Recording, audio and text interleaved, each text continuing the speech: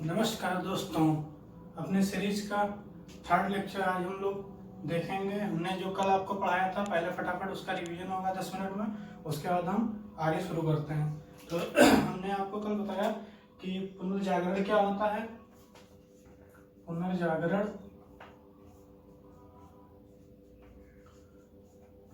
में हमने आपको बताया कि जो यूरोपियन समाज था 5वीं शताब्दी से 15वीं शताब्दी के बीच में अंधकार युग में था। उसके पहले 5वीं शताब्दी से पूर्व यूरोपियन समाज जो था वो एक वैज्ञानिकता तर्क आधारित और भौतिकवादी समाज था।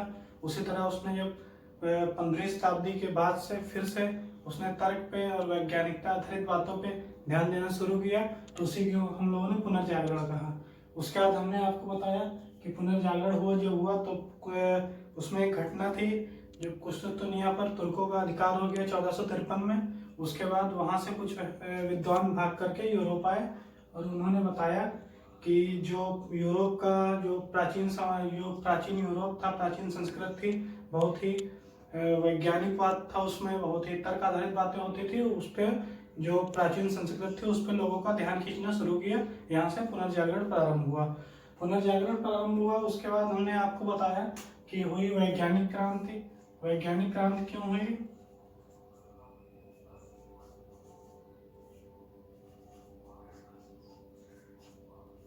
वैज्ञानिक क्रांति क्यों हुई? जब यूरोप और एशिया का व्यापार होता था तो उस पर तुर्कों का अधिकार हो गया। क्योंकि कुस्तुनतुनिया पर जब तुर्कों ने कब्जा किया तो पहले व्यापार यूरोप और एशिया का जो व्यापार था वो फारस की खाड़ी से होते हुए कुस्तुनतुनिया तक होता था। उसके बाद कुस्तुनतुनिया से जाता था स्थल मार्ग से जाता था सारा माल। उसके बाद में जो हुआ ये कि तुर्कों का अधिकार जब कुस्तुनतुनिया पर हो गया तो उन्होंने मार्ग पे अपना कब्जा कर लिया, जिससे व्यापार प्रभावित हुआ। लेकिन यूरोप के लोगों को पूर्व की जो वस्तुएं थी उनकी विलासिता और उनसे वो लोग आदी हो चुके थे उन वस्तुओं के, तो उन लोगों से ये चीज हुई कि ये वस्तुएं हमें चाहिए ही चाहिए। जिसके कारण ये हुआ कि उन्होंने अपने राजाओं से बोला कि ऐसी ऐसी जरूरत की चीजें हैं जो हम लोग को चाहिए और इनकी आवश्यकता है हमें। तो राजाओं ने क्या किया कि कुछ लोगों को प्रोत्साहित किया, उनको पैसा दिया, बोला नए मार्ग की खोज करो। इसी तरह इसमें वैज्ञानिक क्रांति का प्रारंभ हुआ। तब वैज्ञानिक क्रांति में नए मार्गों की खोज हुई।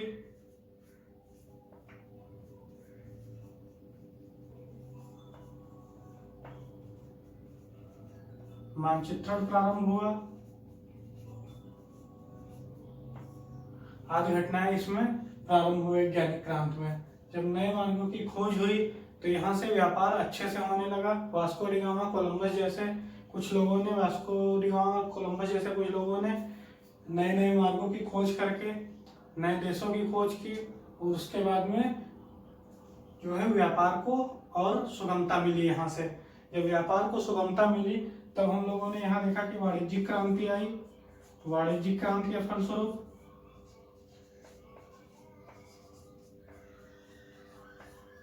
वाणिज्यिक क्रांति में हमने आपको बताया था कि जो विश्वव्यापी व्यापार था उसका एकीकरण हो गया, क्योंकि नए नए मार्गों की खोज हो चुकी थी।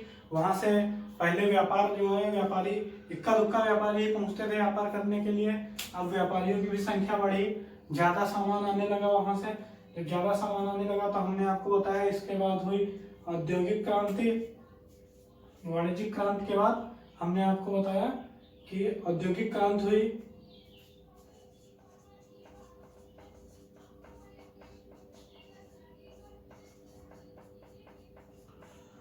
औद्योगिक क्रांति हुई क्योंकि हुआ ये जब नए नए मार्गों की खोज हो गई तो यहाँ से वाणिज्यिक क्रांति प्रारंभ हुई। और वाणिज्यिक क्रांति में जब विश्वव्यापी व्यापार का एकीकरण हो गया, व्यापार के एकीकरण से जो पूर्व की वस्तुएं थी वो बहुत ही भारी मात्रा में इंग्लैंड और यूरोप में आने लगी। यूरोपीय महाद्वीप पे जब इतनी ज्यादा वस्तुएं आने लगी तो समझ लीजिए कहा जाता है कि बाढ़ आ गई थी यूरोपीय समाज में। यूरोप में जो है पूर्वी वस्तुओं की बाढ़ आ चुकी थी, इतनी ज्यादा यहाँ पे चीजें आई। तो इसी के फलस्वरूप जो औद्योगिक क्रांति प्रारंभ हुई तब एक नई नई मशीनों का आविष्कार हुआ। नई नई मशीनों का आविष्कार जो है मुख्यतः इंग्लैंड में हुई थी 1750 के आसपास। तो नई नई मशीनों का आविष्कार हुआ, लोगों को रोजगार मिला, लोगों के पास पैसा आया। जब लोगों को रोजगार मिलेगा, लोगों के पास पैसा आएगा, तो उनका जीवन स्तर भी बदलेगा। जब उनका जीवन स्तर बदला, संबंध बदले। जो लोग जॉइंट फैमिली में रहा करते थे, उन्होंने जॉइंट फैमिली से हट करके न्यूक्लियर फैमिली में रहना शुरू कर दिया। जहाँ जिस घर में एक घर था, मान लीजिए, इस घर में रहते थे, यहाँ पे माता, यहाँ पे पिता रहते थे, यहाँ पे रिश्ते भाई रहता था, यहाँ पे बीवी थी, यहाँ बच्चे रहते थे, यहाँ पे पति था, ठीक है, यहाँ पे रिश्तेदार हुआ करते थे, आया जाया करते थे, महीनों खाते थे, पड़े रहते थे, ठीक है।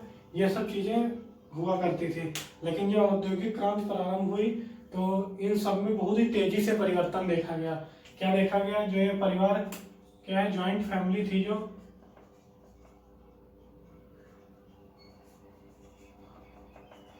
जॉइंट फैमिली, ये चेंज होके आ गई न्यूक्लियर फैमिली में। न्यूक्लियर फैमिली में आ गई।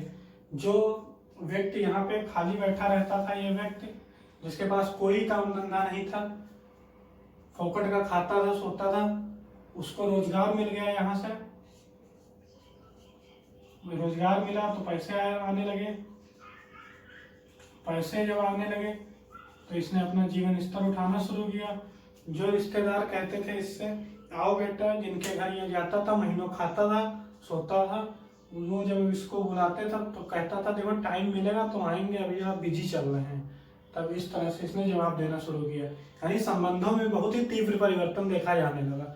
यहाँ से हमने आपको बताया, जब संबंधों में तीव्र परिवर्तन देखा जाने लगा तो कुछ नए नए प्रश्न उभरे,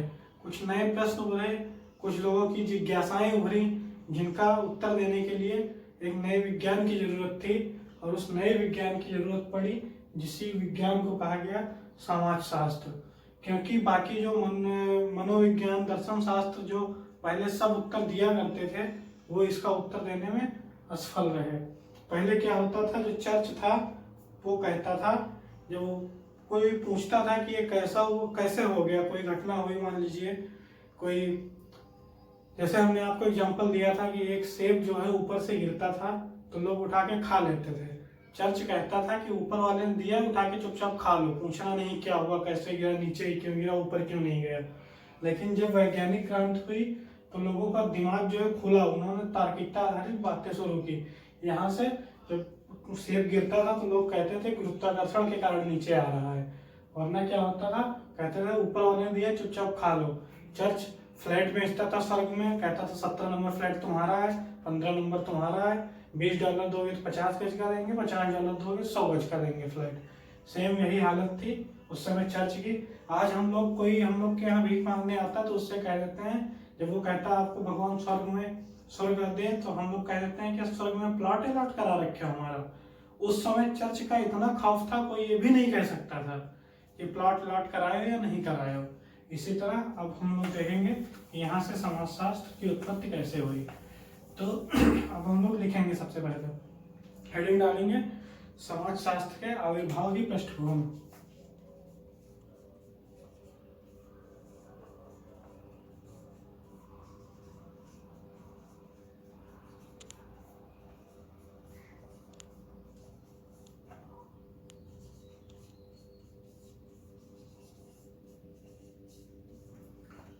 समाजशास्त्र के आविर्भाव की पृष्ठभूमि, इसमें लिखिए सबसे पहले कि अरस्तु ने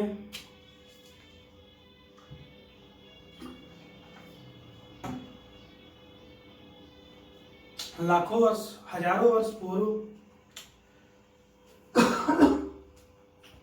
अरस्तु ने हजारों वर्ष पूर्व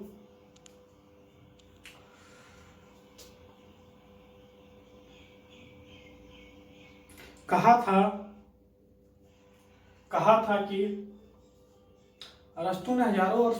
था कि मनुष्य एक सामाजिक प्राणी है। मनुष्य एक सामाजिक प्राणी है। इसको इन्वर्टेड कॉमा में करिए, मनुष्य एक सामाजिक प्राणी है।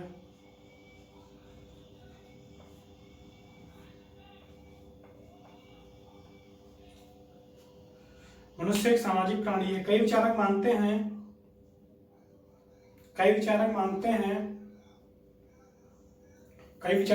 हैं कि अरस्तु ही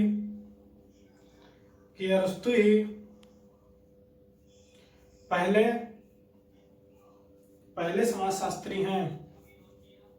अरस्तु ही पहले समाजशास्त्री हैं जिन्होंने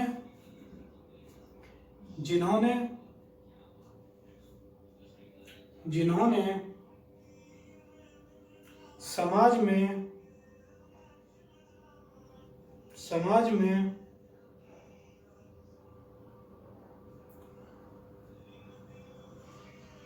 स्थापित संबंधों के आधार पर संदर्भों के आधार पर स्थापित संबंधों के आधार पर अपना विस्तृत विचार और सिद्धांत दिया।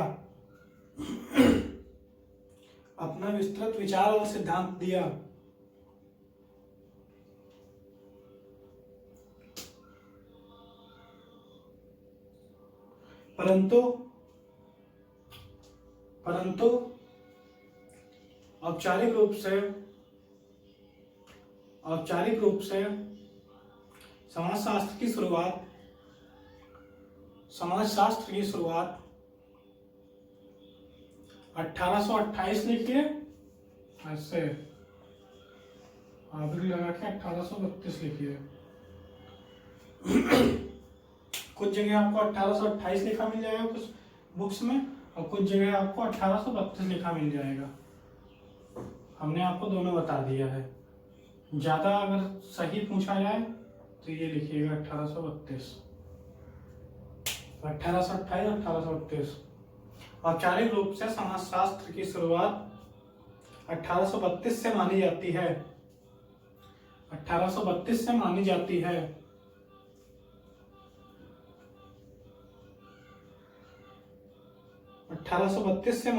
है। जब सर्वप्रथम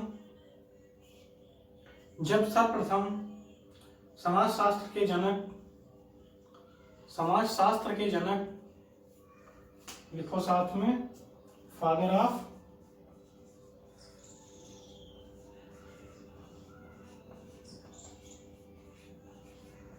ऑफ सोशियोलॉजी, इसको ब्रैकेट में लिखो साथ में, फादर ऑफ सोशियोलॉजी कौन थे?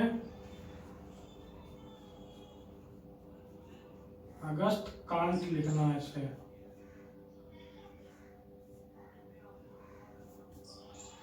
Father of sociology August can't, father of sociology, फिर लिखना अगस्त कांट।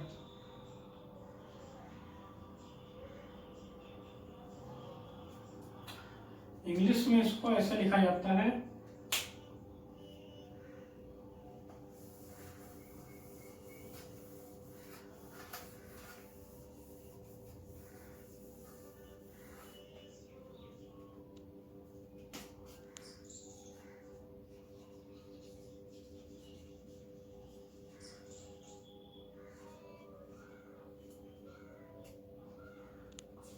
कई लोग इसको काउंटे पढ़ते हैं, कई लोग काउंट पढ़ते हैं, तो आपको सिंपली ऐसे लिख लेना है,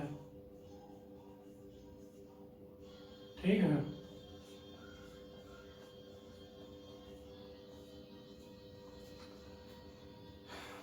अगस्त कांट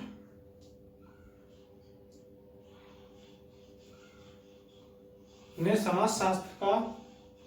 समाजशास्त्र शब्द का, सोशियोलॉजी लिखना है सर, ने सोशियोलॉजी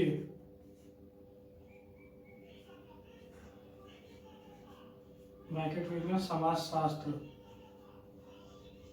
ये सब अंग्रेज थे ना, यूरोपियन थे, अंग्रेज थे, तो सोशियोलॉजी शब्द का इन्होंने प्रयोग किया। लेकिन सर्वप्रथम अगस्त कांट ने सोशियोलॉजी शब्द का प्रयोग किया। सोशियोलॉजी शब्द का प्रयोग किया। औपचारिक रूप से समाजशास्त्र के आविर्भाव में उपरोक्त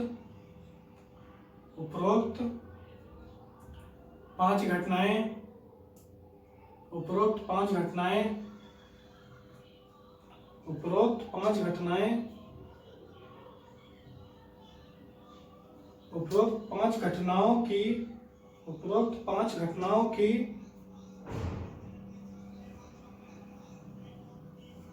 बड़ी और विशेष भूमिका रही।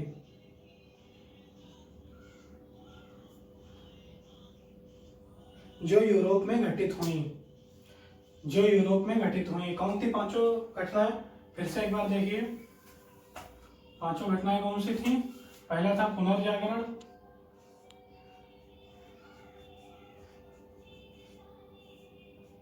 दूसरा था वैज्ञानिक क्रांति,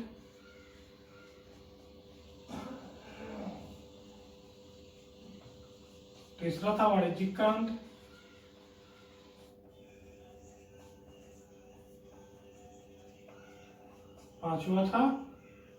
चौथा था औद्योगिक क्रांति,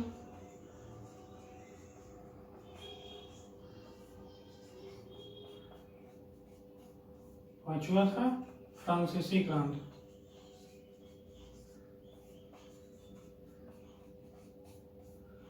इन 5 घटनाओं की बड़ी भूमिका रही जो यूरोप में घटित हुई। अब नीचे लिख के निष्कर्ष हेडिंग डालिए।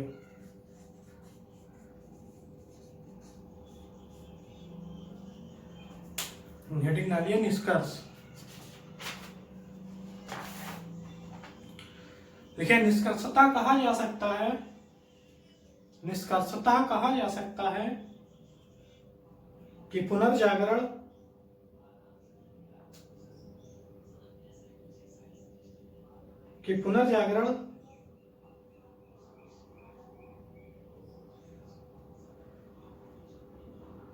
वैज्ञानिक क्रांति, कॉमा देखिए, लिखिए, पुनर्जागरण वैज्ञानिक क्रांति, वाणिज्यिक क्रांति, औद्योगिक क्रांति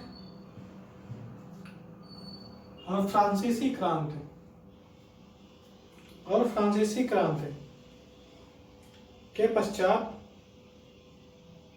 यूरोपीय समाज में तीव्र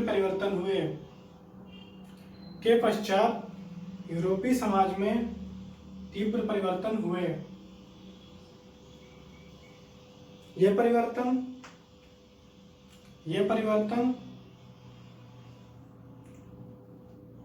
परिवर्तन अप्रत्याशित,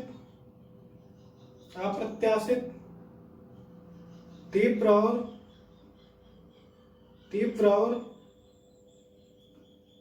और सामाजिक स्थिरता को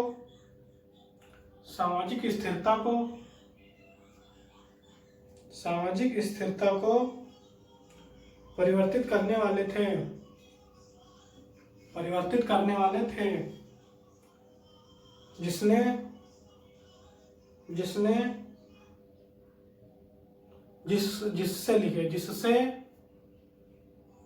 जिससे समाज में कई प्रश्न उभरे,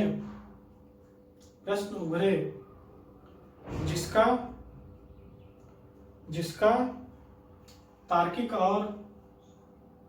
और वैज्ञानिक उत्तर खोजा जाना था।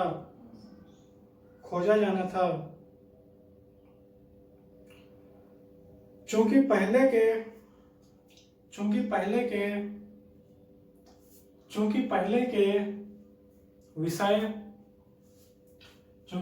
के विषय दर्शन शास्त्र, दर्शन शास्त्र, मनोविज्ञान,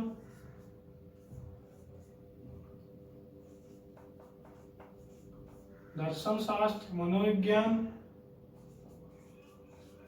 इतिहास,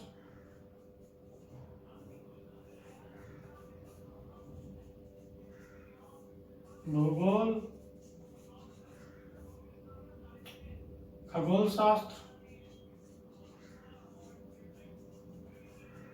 आदि। भूगोल मत लिखिए, खगोल शास्त्र लिखिए आदि। इन प्रश्नों का उत्तर देने में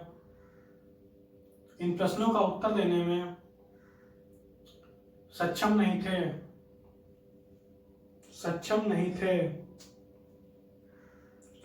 इन आधुनिक परिवर्तन के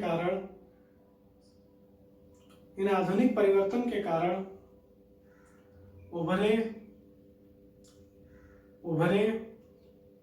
प्रश्नों के संतोषप्रद उत्तर देने में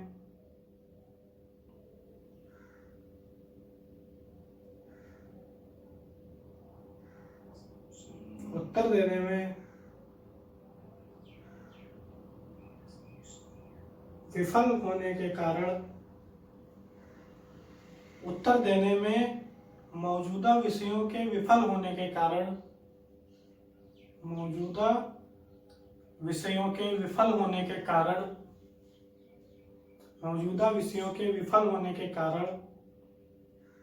एक नए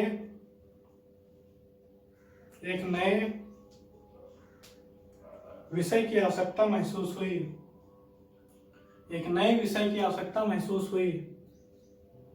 जो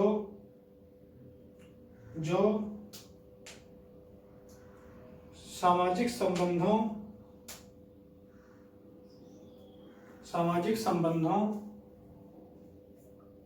और उसमें हो रहे परिवर्तनों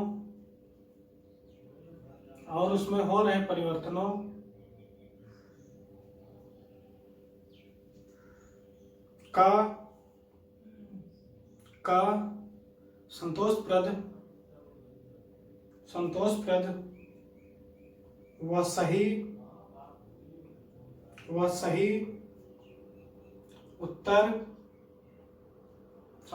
व सही उत्तर दे सके। इसी आवश्यकता ने कहा जाता है कि आवश्यकता ही आविष्कार की जननी है। तो जब आवश्यकता महसूस हुई तो आविष्कार की भी जरूरत पड़ी। तो यहीं से आपने देखा कि इसी आवश्यकता ने समाजशास्त्र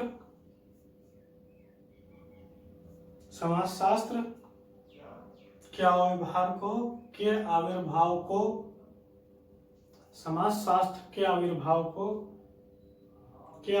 को जन्म दिया। अब आप एक चीज समझिएगा, लिख ले पहले, जन्म दिया।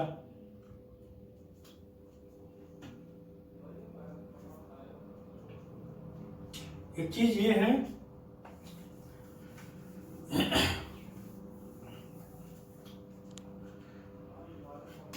ये एक व्यक्ति है, ये है बीमार, इसके पास खाना नहीं है क्योंकि पैसे नहीं है। बीमार है, खाना नहीं है, पैसे भी नहीं है। ठीक है, यहां से क्या हुआ कि 4 लोग आए। ये हुए A, B, C, D। 4 लोग आए इसके पास, ऐसे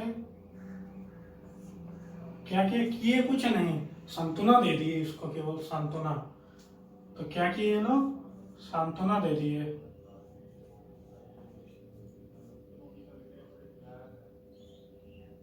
सांत्वना देकर के चले जाते हैं। जितनी बार आते कहते हैं अरे होता है सबके साथ होता है और आप जल्द ही स्वस्थ हो जाएंगे, हम आपके स्वस्थ होने की कामना करते हैं, ऐसे ये लोग आते थे, इसको सांत्वना देके चले जाते थे।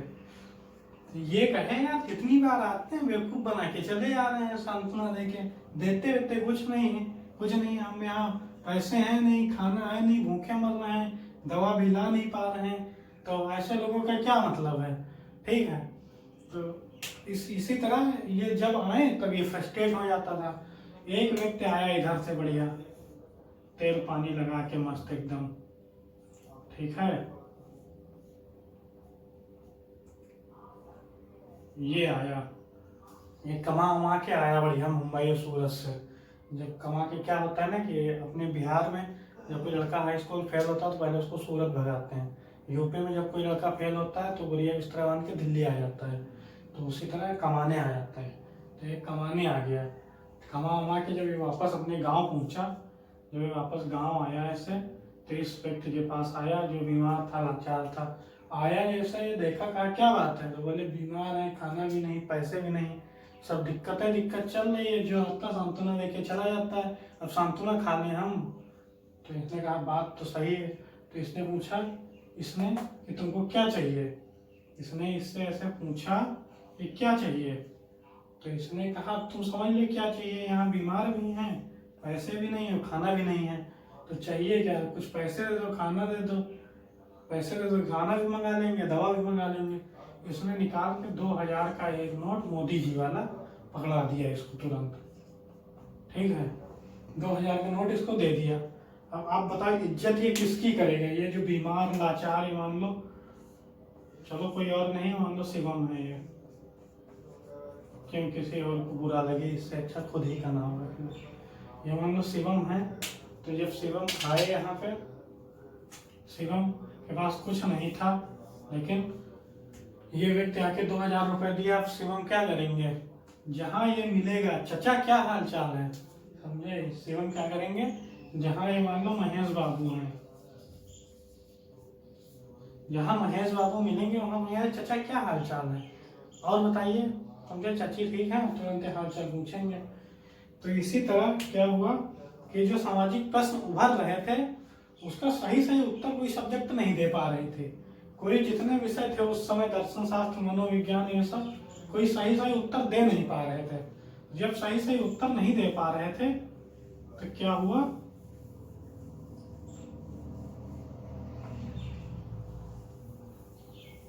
चलो फिर से पूरा बनाते हैं। जब सही सही उत्तर दे नहीं पा रहे थे, समाज भी परेशान हो चुका था। अब सेब ऊपर से गिरा तो उठा के खा लो, कुछ ना कुछ है ही नहीं। तो इन सब चीजों से समाज परेशान हो चुका था। तो उसने कहा कि ऐसा नहीं है, अब जो है ऐसे काम चलेगा नहीं। तो उसने कहा कि एक नई सब्जेक्ट आनी चाहिए, इसका सही सही उत्तर दे, सांत्वना नहीं उत्तर दे के जाए। तो उसने समाजशास्त्र को जन्म दिया।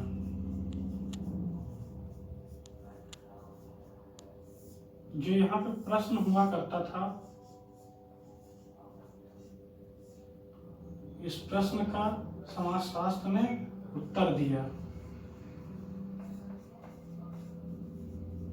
ये जो आते थे इधर से, मनोविज्ञान, दर्शन शास्त्र, इतिहास, ये जो थे इसको सांत्वना देने वाले, ये आते थे सांत्वना देके चले जाते थे, लेकिन इसने उत्तर दिया। तो आप बताओ इज्जत किसकी होगी, इज्जत किसकी करेगा, जो उत्तर देगा। समाज किसकी इज्जत करेगा, जो उत्तर देके जाएगा। शिवम किसकी इज्जत करेगा, महेश बाबू के पैसे महेश बाबू ने दिए। उसी तरह उत्तर समाजशास्त्र ने दिया, तो इज्जत किसकी होगी, समाजशास्त्र की। एक चीज अब आप बताइए ऐसे कि जो समाजशास्त्र था उसने कहा, उसको विज्ञान क्यों कहा गया, समाजशास्त्र को विज्ञान क्यों कहा गया। विज्ञान किसका अध्ययन करता है,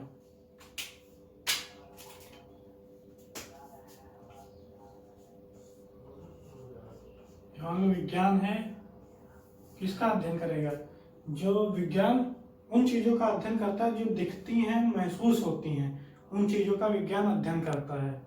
जैसे हवा है, दिखती है, उसका अध्ययन विज्ञान करेगा। जब हम खड़े हो रहे हैं तो हम कैसे खड़े हैं, इस पे कोई क्रिया प्रतिक्रिया, कोई बल लग रहा है, क्या लग रहा है, उसका अध्ययन करेगा विज्ञान। अगर कोई हवाई जहाज ऊपर उड़ रहा तो कैसे उड़ रहा है, इसका अध्ययन विज्ञान करेगा। पंखा चल रहा तो कैसे चल रहा, इसका अध्ययन विज्ञान करेगा। इस इंक से हम यहाँ लिख रहे हैं तो हमें दिख रहा है कि इंक इस पे छप रही है, इसका अध्ययन विज्ञान करेगा कि ये कैसे छप रही है। तो इस पर भी बताएगा ससंजक बल, असंजक बल जो भी लगता है विज्ञान यहाँ पे, वो विज्ञान बताएगा। तो विज्ञान किसका अध्ययन करता है, प्रत्यक्ष और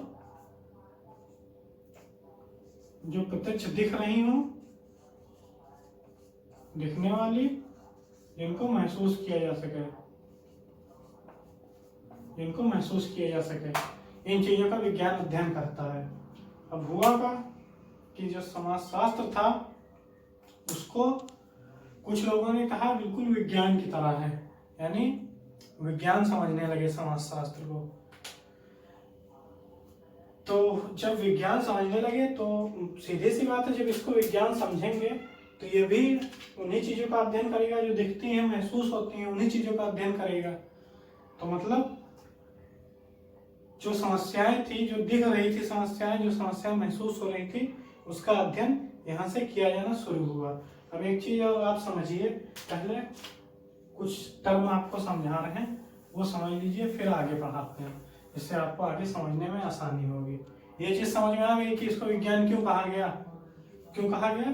क्योंकि समाजशास्त्र उन्हीं चीजों का अध्ययन कर रहा था जो चीजें हमें दिख रही थी, जिन चीजों को हम महसूस कर पा रहे थे। लोग परेशान थे, उनके पास पैसा नहीं था, समाजशास्त्र को दिखा पैसा नहीं है, क्यों नहीं है, उसने खोज के निकाला क्यों। बाकी चीजें आती थी, जो बाकी सब्जेक्ट थी वो अगर आती थी, जैसे एक व्यक्ति हमने बताया आपको, जो बाकी यहाँ पे और सब सब्जेक्ट थी वो जब आती थी तो इसके ये क्या है इसके बारे में अध्ययन करती थी। लेकिन जब समाजशास्त्र आया तो इसने इसके लिए अध्ययन किया, यानी ये लोग आते थे तो इसको सांत्वना देके जाते थे, लेकिन ये आया तो इसको पैसे दे करके गया। ठीक है, तो समाजशास्त्र विज्ञान की तरह समझा जाने लगा। अब हम आपको बताते हैं कुछ चीजें और समझो कि प्रत्यक्षवाद क्या होता है।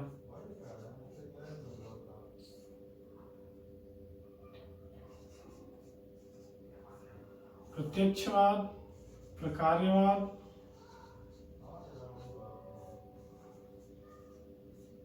और प्रत्यक्षवाद, प्रकार्यवाद। ठीक है, और इसी के बाद भी बताते हैं। जैसे प्रत्यक्षवाद जो है, प्रत्यक्षवादी वो लोग होते हैं जो लोग समाजशास्त्र को एक प्राकृतिक विज्ञान की तरह बताने की कोशिश करते हैं, यानी समाजशास्त्र को प्राकृतिक विज्ञान की तरह समझना प्रत्यक्षवाद है। और जो लोग इसको प्राकृतिक विज्ञान बनाने की कोशिश करते हैं उन्हीं को प्रत्यक्षवादी कहा जाता है। ठीक है, जो लोग इसको बनाने की कोशिश करते हैं उनको प्रत्यक्षवादी कह दिया जाता है। इसी तरह प्रकार्यवाद समझिए, जो विषय केवल अच्छी अच्छी बातों का, यानी किसी की अच्छाइयों का केवल बात करे वो प्रकार्यवाद होता है। जो केवल अच्छाइयों का बात करे, है ना, केवल अच्छाइयों की बात करे वो प्रकार्यवाद होता है। और जो समाजशास्त्री केवल अच्छाइयों की बात करें उन्हें प्रकार्यवादी कहा जाता है, यानी ये केवल अच्छी अच्छी बातें करते हैं, पॉजिटिव, समझे। और ये इसको विज्ञान बनाने की कोशिश करते हैं, प्राकृतिक विज्ञान बनाने की कोशिश करते हैं। तो प्रत्यक्षवादी जो लोग समाजशास्त्र को प्राकृतिक विज्ञान बनाने की कोशिश कर रहे हैं, प्राकृतिक विज्ञान की तरह बताने की कोशिश कर रहे हैं, वो प्रत्यक्षवादी हैं। जो विषय विज्ञान प्राकृतिक विज्ञान की तरह बनने की कोशिश करता है वो प्रत्यक्षवाद होता है।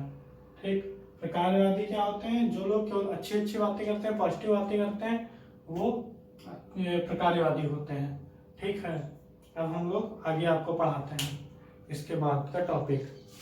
अच्छा, एक चीज बताइए अभी कि सिलेबस आप लोग के पास होगा ही, अगर नहीं होगा तो हम एक लेक्चर लेंगे, उसमें पूरा सिलेबस आपको लिखवा देंगे और उसके बाद हम जितने टॉपिक पढ़ाते जाएंगे तो आप लोग का एक काम है कि मान लीजिए हमने समाजशास्त्र का आविर्भाव बताया तो उस पर आप लोग ऐसे टिक मार लेना, समाजशास्त्र के आविर्भाव पे टिक मार लेना। तो इससे क्या होता रहेगा, आपको ये पता चलता रहेगा कि कितने टॉपिक हमारे कंप्लीट हो गए हैं।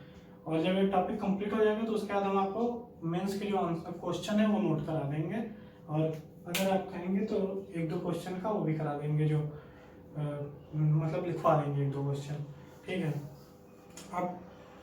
अब आप जो है अगले लेक्चर में हम आपको समझाएंगे कि प्रकार्यवाद क्या होता है, प्रत्यक्षवाद क्या होता है, और इमाइल दुर्खेम से हम लोग शुरू करेंगे। यानी अगला लेक्चर, आज हमारा कल का लेक्चर छूट गया था, थोड़ा टॉपिक बचा था इस समाजशास्त्र का आविर्भाव कैसे हुआ, तो हमने आज उसी को केवल समझा दिया, समाजशास्त्र का आविर्भाव कैसे हुआ, और वो टॉपिक हमने आपको कंप्लीट करा दिया है। पहली यूनिट का पहला टॉपिक है ये कि आधुनिकता और समाजशास्त्र की उत्पत्ति। तो ये यूरोप में हुई थी, इसीलिए हमने इसको यूरोप के परिप्रेक्ष्य में समझा। और कल से हम आपको चिंतक जो हैं, यानी